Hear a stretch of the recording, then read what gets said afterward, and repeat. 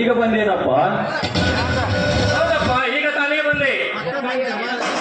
ಏನಪ್ಪ ಕೈಯಾರಿ, ಈಗ ಹೋಗಿ ಮರಿಗಳ ಮಾಡ್ಕೊಂಡು ಬರ್ತೀನಿ ಅಂತ ಹೇಳಿ ಹೋದವರು ಬಂದಿದ್ಯಲ್ಲ, ಯಾಕಪ್ಪ ನಿನ್ನೆ ಬರ್ಬಾರ್ದಿತ್ತೇನು? ಅದೊಂದು ದೊಡ್ಡ ಕಥೆಯಮ್ಮ. ನಾನು ಬಜಾರಿನಲ್ಲಿ ನನ್ನ ಮರಿಗಳನ್ನು ಮಾರಿ ಬರುವಾಗ ಬನ್ನೂರಿನಲ್ಲಿ ನಡೆಯುವ ತಗಡಿನ ಕಾಡುಗಳ ಜಾಹೀರಾತು ನೋಡಿದೆ. ತಕ್ಷಣ ಗೆಳೆಯರು ಕೂಡ ನನ್ನ ಲಕ್ಷ್ಮಣ ಎಂಬ ಟಗರನ್ನು ತೆಗೆದುಕೊಂಡು ದನಕ್ಕೆ ಹೋಗಿಬಿಟ್ಟೆ. ಅಂತ ದೊಡ್ಡ ಕಣದಲ್ಲಿ ಹೊಡೆದಾಡುತ್ತೇನಪ್ಪ? ಅದನ್ನು ಕೇಳ್ತೇನಪ್ಪ. 10 ಶಿಕ್ಷಣದಲ್ಲಿ ಎಲ್ಲ ಟಗರನ್ನು ಎದುರಿಸಿ ಕೊನೆಯ ಶಿಕ್ಷಣ ಕಾಲು ಕೆದರಿ ತಲೆ ಅಲ್ಲಾಡಿಸಿ ಈ ನಿನ್ನ ಮಗ ಮೇಲ್ಹಾರಿಗೆ ಸಲಾಮತ ದಾರಿ ತೋರಿಸಿ ಜಟಕ್ಕನೆ ಕಾಲು ಕಿತ್ತು ಎರಡುಗಡೆ ಬರುವ ಪರ್ವತ ಟಗರನ್ನೇ ಒಡೆದೋಡಿಸಿ ಈ 2 ತೊಲೆ ಬಂಗಾರ ಜಗನ್ನು ಗೆದ್ದು ತಂದಿದ್ದಪ್ಪ ನಿನ್ನ ಲಕ್ಷ್ಮಣ. ಸಂತೋಷವಾಯಿತು ಮಗ. ಈ ನಿನ್ನ ಬಹುಮಾನದಿಂದ ಈ ನಿನ್ನ ಕುರಿಗಾಯಿ ಕೆಲಸದಿಂದಲೇ ಈ ನಮ್ಮ ಮನೆತನ ನಡೆಯುತ್ತಿದೆ. ನಿನ್ನಂತ ಮಗನನ್ನು ಪಡೆದ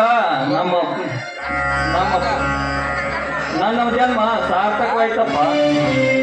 ಸಾಕು ಯಾಕ ಶಿವಪಾರ್ವತಿಯವರ ಮಗ ಮಹಾನ್ ಮೈಲಾರಿ ಅಂತ ಪ್ರಸಿದ್ಧವಾಗಿ ಹೋಯಿತು.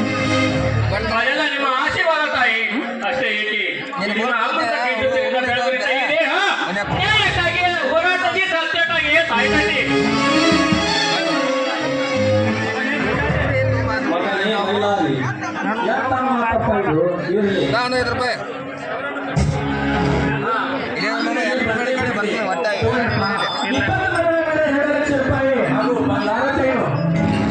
ನಿಂದಿಲ್ಲ ಬಾಯ್ಲಿ. ಯಾಕಪ್ಪ ನಿನ್ನ ಕಣ್ಣಲ್ಲಿ ಕಣ್ಣೀರು? ಈ ನಿನ್ನ ಮಗನ ನಡುವಲ್ಲಿ ಏನಾದರೂ ದೋಷವಿದೆಯೋ ಅಥವಾ ನಾಡಿನ ಸಮಯದಲ್ಲಿ ಯಾರೋ ನನಗೆ ತೊಂದರೆ ಕೊಟ್ಟೆ ಆಗಿದ್ದರೆ ಏನಪ್ಪ? ಈಗ ಪಾಪದ ನಿರ್ಣಯ ಹೇಳಿಕೊಂಡು ತಂದು ಈ ನಿಮ್ಮ ಪವಿತ್ರ ಪಾದಗಳಿಗೆ ಇದೇ ಕೊಟ್ಟಿಲ್ಲ ಉಂಡಲು ಕತ್ತರಿಸಿ ಹಾಕಿಬಿಡ್ತೇನೆ. ಏನಿಲ್ಲಪ್ಪ, ಇವು ನನಗೆ ಸಂತೋಷದ ಕಣ್ಣೀರು. ಆದ್ರೆ ಒಂದು ಮಾತು ಮಗನೇ, ಒಂದೇ ಮಾತೇಕಪ್ಪ, ಸಾವಿರ ಮಾತನ್ನ ಅವರು ಹೇಳು. ನಿಮಗಾಗಿ ಈ ನಮ್ಮ ಮನೆಗಾಗಿ ನನ್ನ ಸ್ಥಿರ ಹೋದರೂ ಚಿಂತೆ ಇಲ್ಲ. ನಾನೇ ಸಾಕ್ಷಿಯಾಗಿ ಆ ನಿಮ್ಮ ಮಾತನ್ನು ನಡೆಸಿಕೊಡ್ತೇನೆ. ಏನಿಲ್ಲಪ್ಪ, ಹೆಸರು ಬರುವಾಗ ಕಸರು ಬರುವುದು ಸಹಜ. ಈ ನಿನ್ನ ಹೆಸರಿನ ಉತ್ತುಂಗದಲ್ಲಿ